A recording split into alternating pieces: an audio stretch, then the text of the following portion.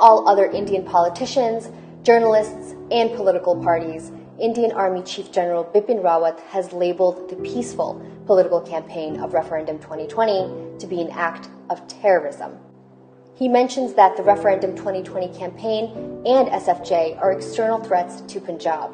And the Army Chief now, in his statement, has said, and I'm quoting, attempts are being made through external linkages to revive insurgency in Punjab.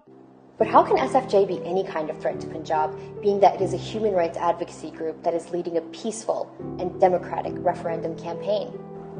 Well, this should not come as a surprise to any of us, being that the Indian regime has been labeling Sikh activists as terrorists since the early 90s.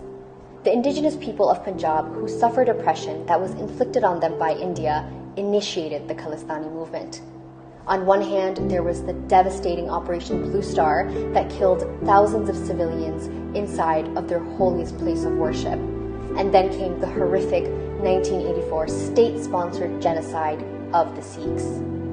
The movement has now taken a turn to Referendum 2020, which demands for a vote to be held to ask the Sikh population if they want a separate state. Disappointed, but not surprised, SFJ released a statement to Army Chief General Rawat, warning him that he will be facing legal consequences if he continues to defame SFJ and its Referendum 2020 campaign. But this is all nothing new. For decades now, India has gotten away with suppressing minorities and playing the victim. More recently, Army Chief General Rawat released a statement referring to Referendum 2020 campaign's presence in Punjab, saying that the union government is taking full action on this.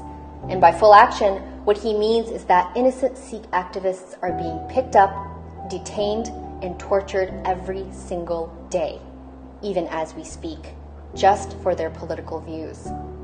Now, after 34 years since the 1984 genocide, India says that the Sikh community brought the genocide upon themselves. An example of this is how Indian Consul General Sandeep Chakravarti from New York reacted to Connecticut being the first U.S. state to pass the bill to commemorate November 1st as Sikh Genocide Remembrance Day. Chakravarti wrote a letter to Senator Austin of Connecticut where he not only denies, but also attempts to justify the 1984 genocide. In the letter that Chakravarti wrote to Senator Austin, he says in reference to the genocide, quote, "The anti-Sikh violence habits roots in years of terrorism perpetrated by Sikh terrorists." Quote, is Consul General Sandeep Chakravarti really attempting to justify the state-sponsored systematic genocide of Sikhs, where innocent children were burned alive in the streets of New Delhi, where women not only lost husbands, but were raped throughout India, where hundreds of gurdwaras were set ablaze, and the death toll at 30,000 killed? There is no debate, and more than enough evidence that proves that in 1984, India sponsored a systematic genocide of Sikhs. In a recent press release, SFJ has called for declaring Chakravarti as persona non grata, and Manhattan Court has issued summons to Chakravarti, who will be brought to justice. And so will anyone else who designs malicious campaigns against Referendum 2020.